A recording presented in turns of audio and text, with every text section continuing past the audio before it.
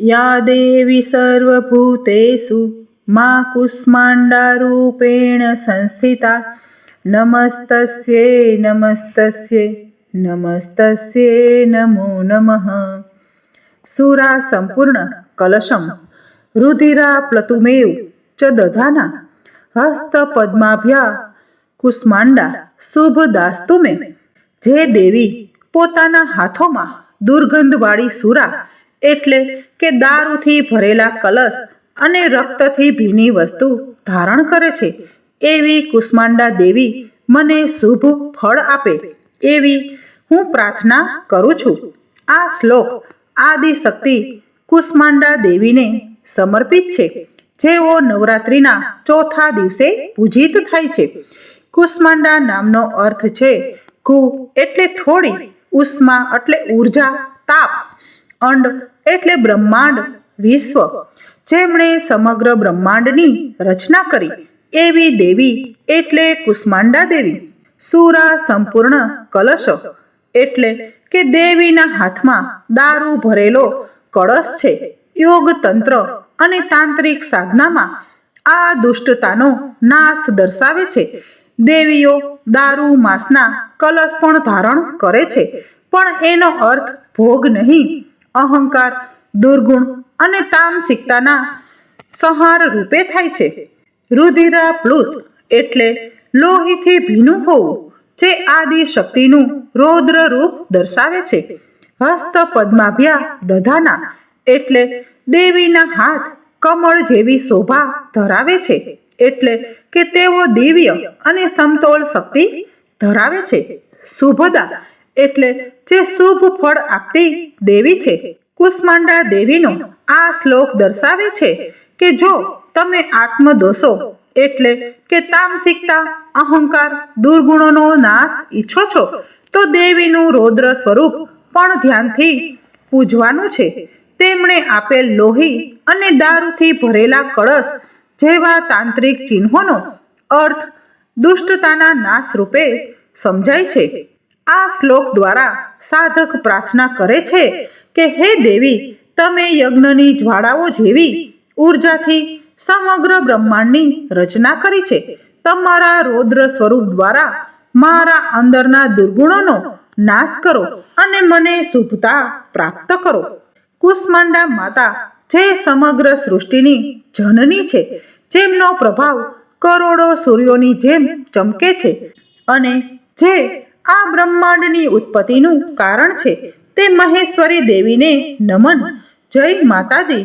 માતા કુષ્માંડાની કૃપા તમારા સૌ પર હંમેશા બની રહે। હવે આપણે માતા કુષ્માંડા દેવીની કથા સાંભળીશું।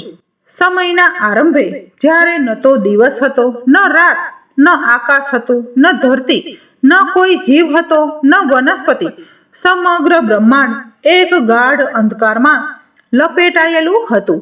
ચારે બાજુ ફક્ત શૂન્ય હતું અને કોઈ પણ તત્વ પ્રગટ થયું ન હતું।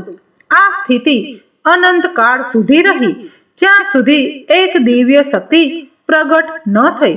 તે શક્તિનું સ્વરૂપ અસીમ હતું, તેની મહિમા અનંત હતી અને તેના તેજથી સમગ્ર શૂન્ય પ્રકાશિત થઈ ગયું।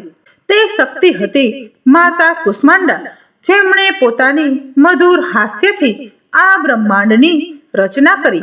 જ્યારે સમગ્ર સૃષ્ટિ ગાઢ અંધકારમાં હતી, ત્યારે દેવીએ પોતાની મંદ મુસ્કાન ફેલાવી અને તેનાથી પ્રકાશ ઉત્પન્ન થયો।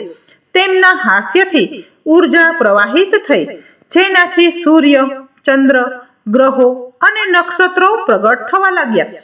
દેવીનું તેજ અપાર હતું, તેમનું સ્વરૂપ કરોડો સૂર્યોની જેમ દિવ્ય હતું। તેમની અષ્ટભુજા સ્વરૂપમાં હાથોમાં દિવ્ય શસ્ત્રો હતા, જેમાં કમળ, ગદા, ચક્ર, ધનુષ, બાણ, અમૃત કળશ અને જપમાળા શોભતા હતા। તેમના એક હાથમાં વરદ મુદ્રા હતી, જે દર્શાવે છે કે તેઓ ભક્તોને કૃપા આપવા હંમેશા તત્પર રહે છે। દેવીએ પોતાની મંદ મુસ્કાન ફેલાવી અને તે જ ક્ષણે એક દિવ્ય ઉર્જા આખા આકાશમાં ફેલાઈ ગઈ।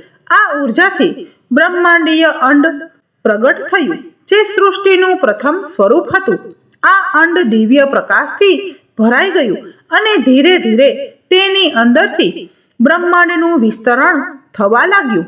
આ કારણે માતાને કુષ્માંડા કહેવામાં આવે છે, કારણ કે તેમણે કુ એટલે નાનું, ઉષ્મ એટલે ઉર્જા કે તેજ અને અંડ એટલે બ્રહ્માંડીય અંડને પોતાની અંદર ધારણ કરીને સૃષ્ટિને જન્મ આપ્યો. જેમ જેમ આ બ્રહ્માંડીય અંડ વિકસિત થયું તેમ તેમ માતા કુષ્માંડાએ પોતાની શક્તિથી તેમાં 3 મુખ્ય શક્તિઓ પ્રવાહિત કરી. સત્વગુણ જે શાંત અને જ્ઞાનથી ભરપૂર હતો, રજોગુણ જે સર્જનશીલ અને સક્રિય હતો, તમોગુણ જે વિનાશકારી અને સંતુલન જાળવનાર હતો. આ 3 ગુણોના પ્રભાવથી સૃષ્ટિના પ્રથમ સ્તરની રચના શરૂ થઈ.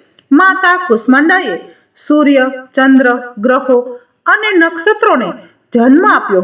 સૂર્યમાં તેમણે પોતાના તેજનો અંશ ઉમેર્યો, જેનાથી તેમાં પ્રચંડ પ્રકાશ ઉત્પન્ન થયો. દેવીનું આ સ્વરૂપ સૂર્યમંડળની અંદર વાસ કરે છે. આથી તેમને સૂર્ય શક્તિની અધિષ્ઠાત્રી દેવી પણ કહેવામાં આવે છે.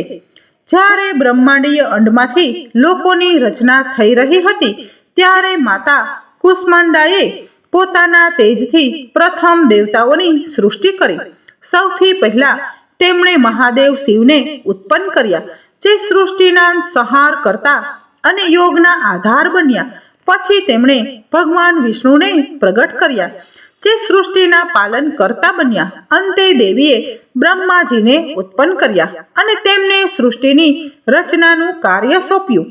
બ્રહ્મા, વિષ્ણુ અને મહેશને શક્તિઓ આપ્યા પછી માતા કુષ્માંડાએ દેવતાઓના નિવાસ માટે સ્વર્ગલોક, ભૂલોક અને પાતાળલોકની રચના કરી. તેમણે 4 દિશાઓમાં તેજસ્વી દેવી ઉર્જાનો સંચાર કર્યો અને બ્રહ્માંડના સંતુલનની સ્થાપના કરી. માતા કુષ્માંડાએ પોતાના તેજથી 5 મહાભૂતો પૃથ્વી, જળ, અગ્નિ, વાયુ અને આકાશની રચના કરી. આ 5 તત્વોમાંથી જ સમગ્ર જીવોનું નિર્માણ થયું. પૃથ્વીને આધાર બનાવ્યો, જળથી જીવન ઉત્પન્ન કર્યું, અગ્નિથી ઉર્જા આપી, વાયુથી પ્રાણ શક્તિ ભરી અને આકાશથી અનંતતા પ્રદાન કરી. દેવીની શક્તિથી સમગ્ર સૃષ્ટિ સજીવ થઈ ઉઠી. જળમાં લહેરો ઉઠવા લાગ્યા, પૃથ્વી પર હરિયાળી છવાઈ ગઈ, અગ્નિમાં તાપ ઉત્પન્ન થયો, વાયુ ગતિશીલ થઈ અને આકાશમાં નક્ષત્રોની સ્થિતિ નિશ્ચિત થઈ. માતા કુષ્માંડાએ સૂર્ય, ચંદ્ર, મંગળ, બુધ, ગુરુ, શુક્ર, શનિ, રાહુ અને કેતુને તેમના કર્મો અનુસાર સ્થાન આપ્યું અને સૃષ્ટિના સંચાલન માટે મહત્વપૂર્ણ શક્તિઓ આપી. સૂર્યને સર્વ ગ્રહોનો સ્વામી બનાવ્યો, જેથી તેને ઉર્જાથી જીવનનું સંચાલન થઈ શકે.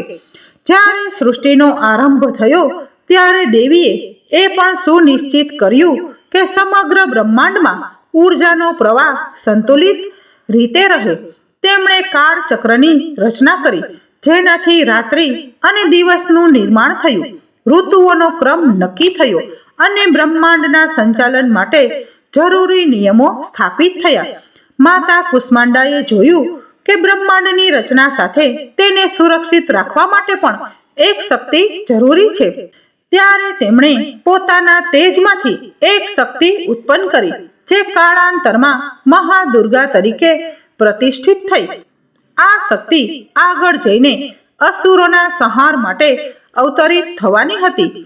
બોલો જય કુષ્માંડા માત કી જય. બોલો શ્રી નવદુર્ગા માત કી જય.